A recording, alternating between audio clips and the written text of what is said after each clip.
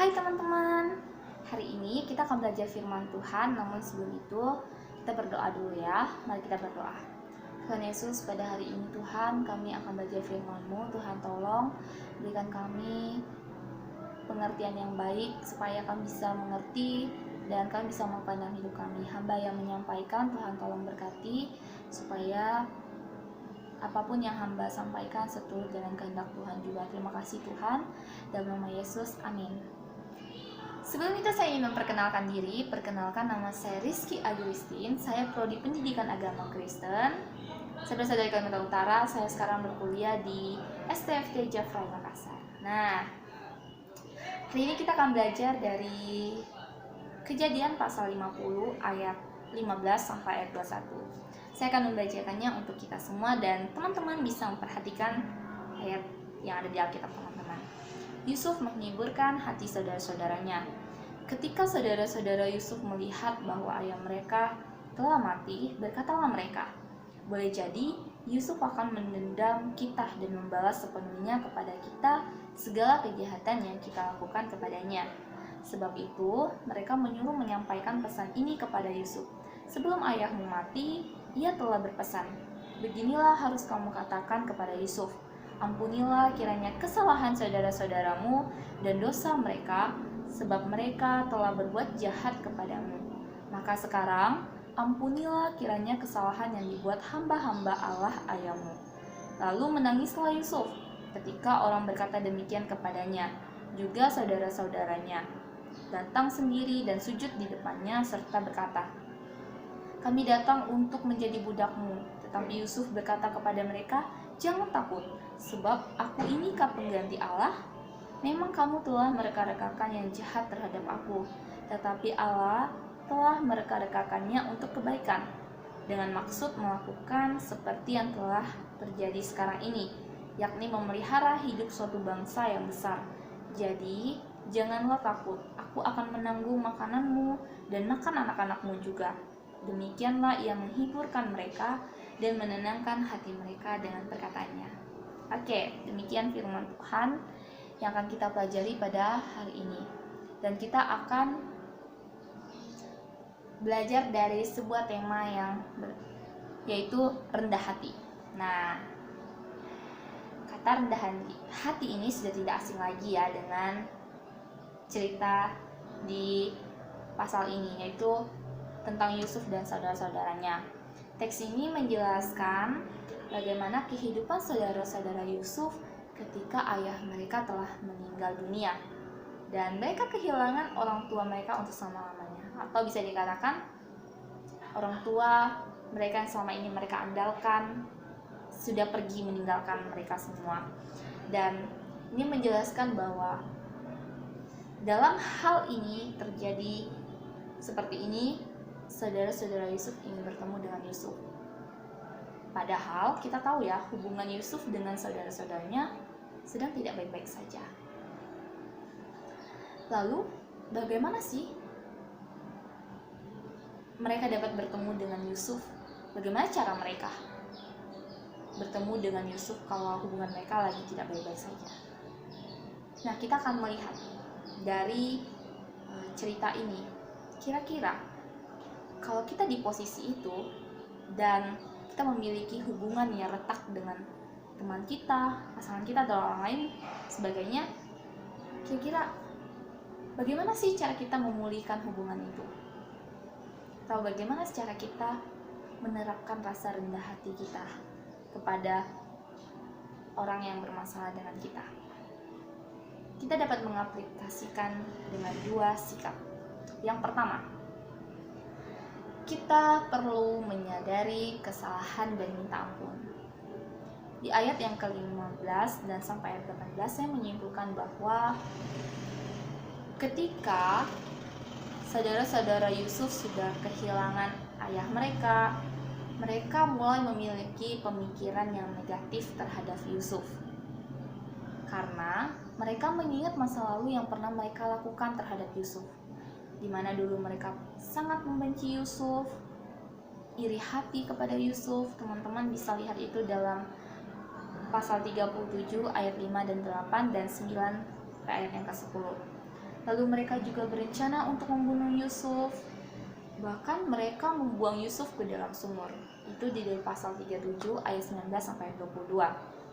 Serta lebih parahnya mereka menjual Yusuf pada saat itu. Kejadian pasal 37 ayat 36. Masa lalu hal-hal seperti inilah yang membuat saudara Yusuf merasa takut terhadap Yusuf.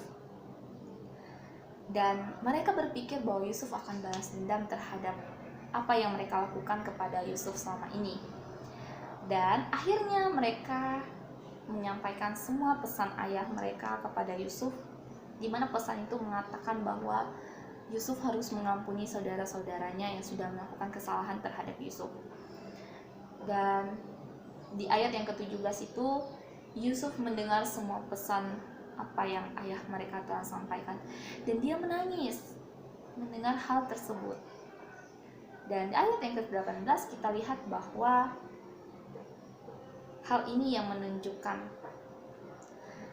sikap yang dilakukan saudara-saudara Yusuf kalau mereka memulai untuk memperbaiki hubungan mereka dengan Yusuf, yaitu mereka datang bersujud di hadapan Yusuf dan mereka mengatakan bahwa mereka siap untuk menjadi budak Yusuf pada saat itu. Kalau kita lihat dalam bahasa Ibrani, kata budak itu sama dengan kata pelayan.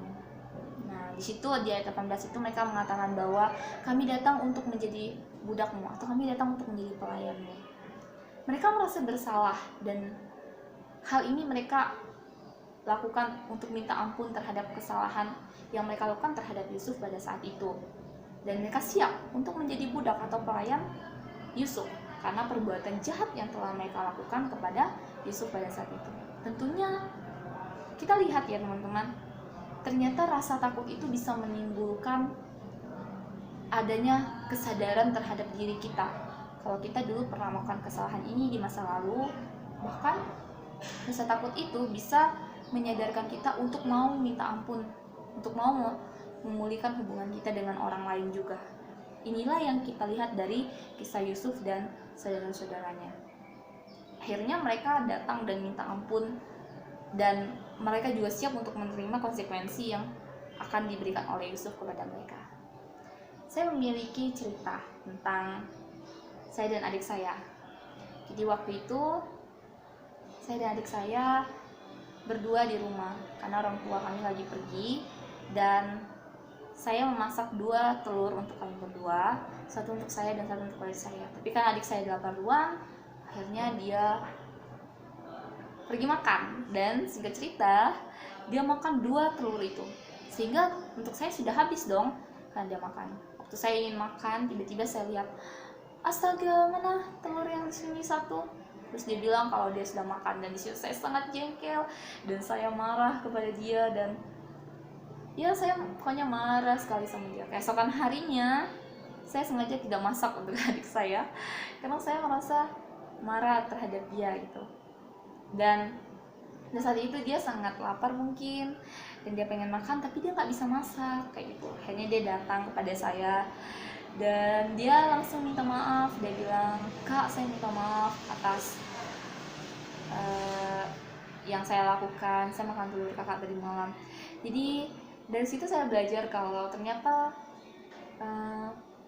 adanya rasa takut dalam kehidupan itu bisa menyadarkan kita dari kesalahan yang kita lakukan terhadap orang lain.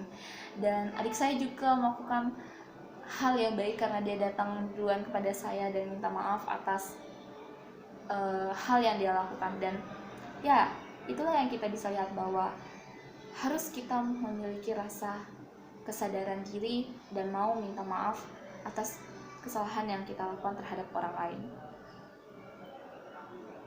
Nah, teman-teman, kita dapat belajar dari cerita ini bahwa kita pasti pernah memiliki kesalahan di masa lalu atau di masa sekarang. Tentunya ya, seharusnya kita minta ampun terhadap orang yang sudah kita lakukan kesalahan itu, jika kita mau rendah hati. Jikalau kita selalu ingin egois dan tidak peduli dengan kesalahan yang kita lakukan,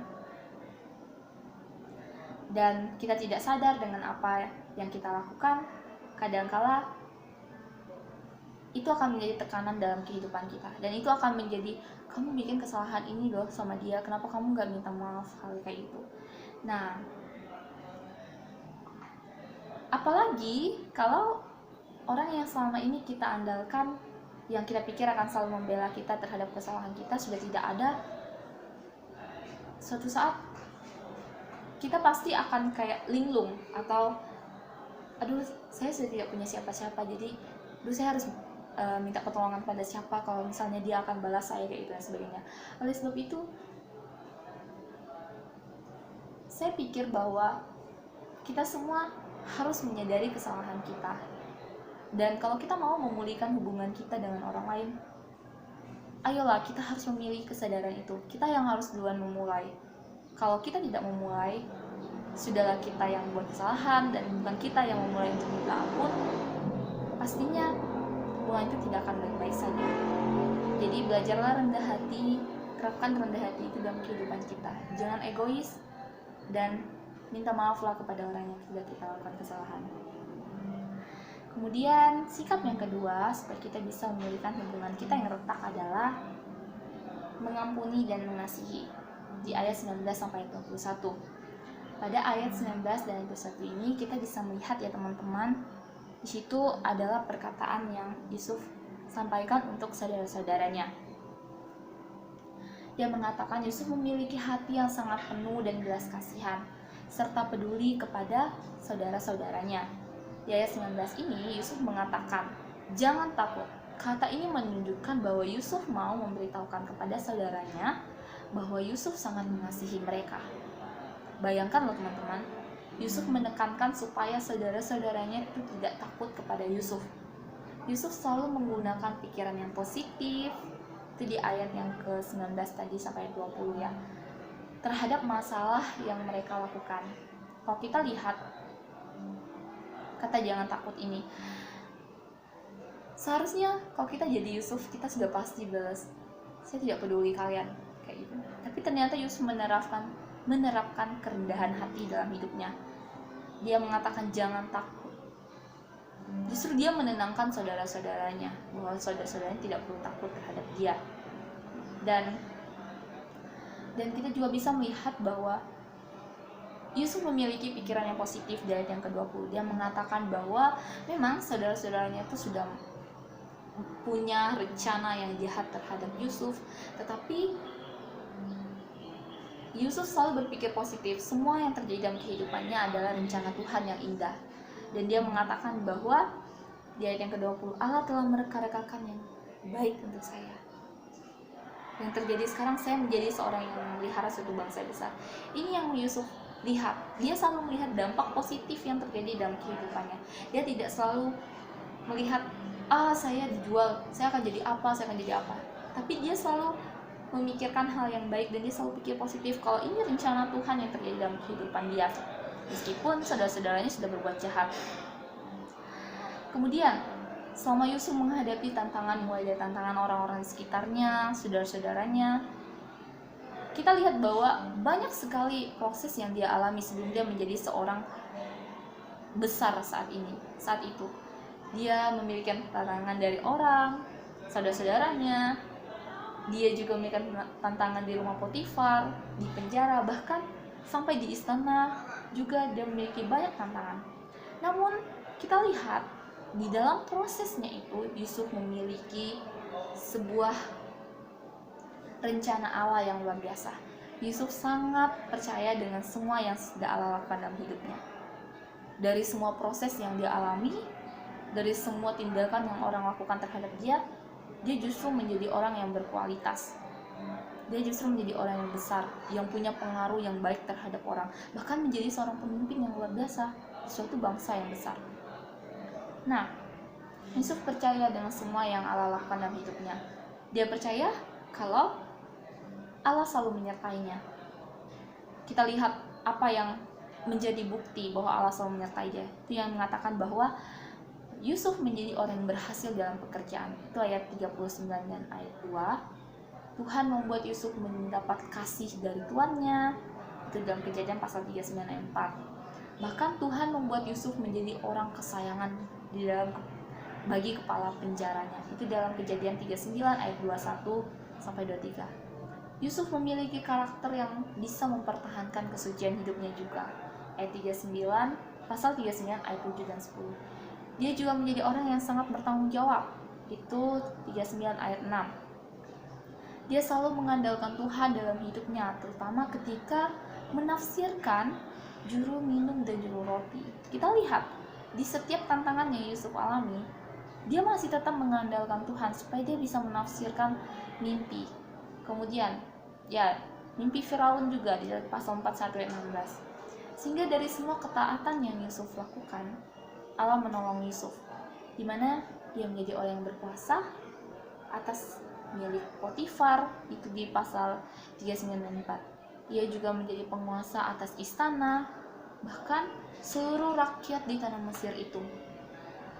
Kita lihat bahwa semua tantangan yang Yusuf alami ternyata mendatangkan sebuah kebaikan. Dia sendiri mengatakan, Allah mendatangkan sebuah kebaikan yang luar biasa dalam hidupnya. Karena itu menunjukkan bahwa Allah selalu bersama dengan Yusuf. Kemenangan yang Yusuf dapat adalah Allah mempercayakan Yusuf untuk memelihara suatu bangsa yang besar. Bahkan bukan cuma bangsa yang besar, dia juga menjadi pemelihara bagi saudara-saudaranya. Kita lihat di ayat 21. Dia mengatakan bahwa Yusuf akan menanggung makanan saudara-saudaranya serta anak-anaknya juga, anak-anak mereka. Di sini kita lihat betapa luar biasa hati Yusuf untuk saudara-saudaranya. Yusuf mau mengampuni saudara-saudaranya, dan setelah ia mengampuni, ia bahkan terus peduli dan menunjukkan rasa mengasihi kepada saudara-saudaranya. Ia menghibur mereka, bahkan ia menenangkan saudaranya. Ini bukti bahwa Yusuf mau mengampuni serta mengasihi saudara-saudaranya. Di sini kita lihat kalau hubungan itu mau dipulihkan, kita harus menerapkan. Kalau orang minta ampun sama kita, kalau kita mau memperbaiki hubungan itu, kita harus mengampuni dan mengasihi mereka juga. Jangan sampai orang tersebut minta ampun tapi kita tidak menerimanya. Itu tidak akan bisa pulih juga. Saya lanjut dengan cerita saya dan adik saya dan dengan telur tadi. Singkat cerita, akhirnya ketika adik saya minta ampun, di situ saya mengambil keputusan. Saya kasihan sama dia. Saya bilang, oke, saya mengampuni kamu adik, dan saya minta maaf juga, kayak gitu. Bukan hanya di ucapan yang saya sampaikan untuk dia, tapi saya juga melakukan tindakan untuk mengasihi dia, seperti saya menggoreng telur untuk dia supaya dia bisa makan lagi, karena tadinya kan dia sudah lapar, kayak gitu. Jadi yang tadinya dia minta maaf, saya juga memaafkan dia dan mau mengasihi dia dengan cara saya bisa goreng telur lagi untuk dia supaya dia bisa makan, gitu. Dan kita juga makan sama-sama di situ. Dan itu hal-hal kecil yang kami terapkan. Lalu bagaimana dengan kehidupan kita sekarang? Apakah teman-teman sudah mempraktikkan kehidupan yang mau mengampuni serta mengasihi? Orang banyak bilang kalau mengampuni itu sulit. Terkadang mengampuni itu sulit, apalagi kesalahan yang dilakukan orang itu memang besar. Ada juga yang bilang bisa mengampuni, tapi untuk melakukan tindakan mengasihi lagi itu sulit. Dia mengatakan seperti itu. Jadi mereka mengampuni sebatas ucapan, tapi mereka tidak dalam bentuk tindakan lagi. Tapi dalam praktik kehidupan,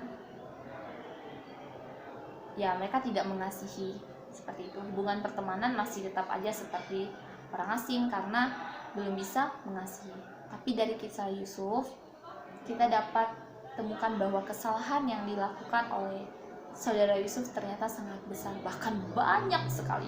Mungkin kalau kita di posisi Yusuf saat itu, kita pasti sulit untuk mengampuni. Bahkan, astaga, kalian itu sudah besar banget kesalahan saya, dan saya tidak mau mengampuni kalian, apalagi mau menanggung kehidupan kalian, gitu.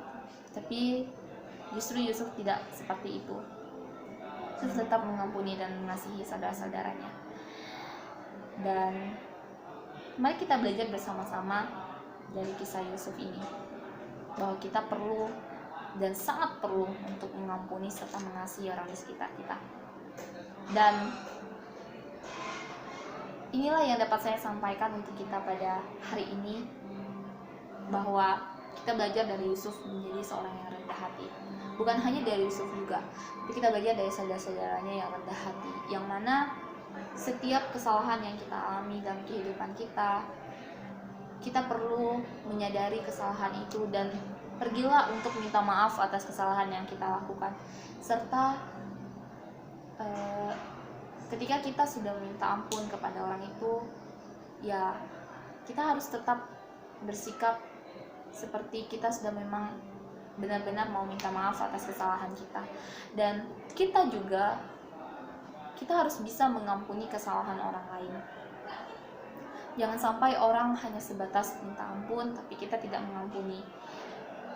Dan bentuk mengampuni itu kita harus terapkan juga dalam kehidupan kita, yaitu mengasihi mereka. Ketika kita sudah mau mengampuni, kita juga harus tetap terapkan dalam kehidupan dengan mengasihi mereka. Jangan sampai kita cuma bilang, udah saya mengampuni kamu, udah selesai beres masalah kita, tapi praktik kehidupannya kita masih tetap seperti orang asing, seperti punya masalah. Tidak ya teman-teman. Tapi marilah kita memperbaiki hubungan kita dengan orang sekitar kita. Coba teman-teman pikirkan, hari ini siapa orang yang teman-teman sudah lakukan kesalahan?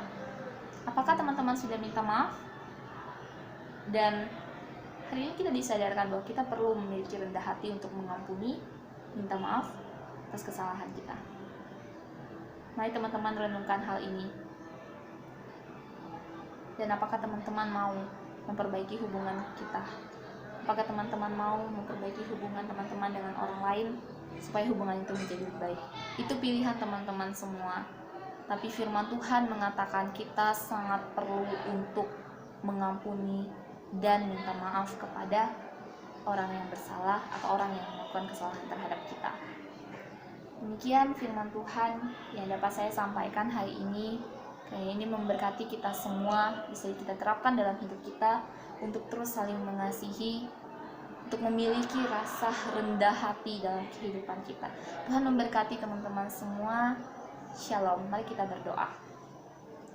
Kami bersyukur Tuhan karena kami sudah belajar firman-Mu. Tuhan berkati supaya kami juga memiliki hati yang terus rendah hati terhadap orang-orang di sekitar kami. Ampuni kami Tuhan, dan ajar kami juga untuk mengampuni, bahkan minta maaf terhadap kesalahan yang kami lakukan. Berkati kami ya Tuhan, jika ada teman-teman yang mengalami masalah hal seperti ini, Tuhan tolong mereka, supaya mereka diberikan hati untuk bisa memperbaiki hubungan mereka dengan orang lain. Terima kasih ya Tuhan, kami serahkan doa kami kepada Tuhan, hanya dalam nama Tuhan Yesus, amin. Baik teman-teman, Tuhan berkati semuanya.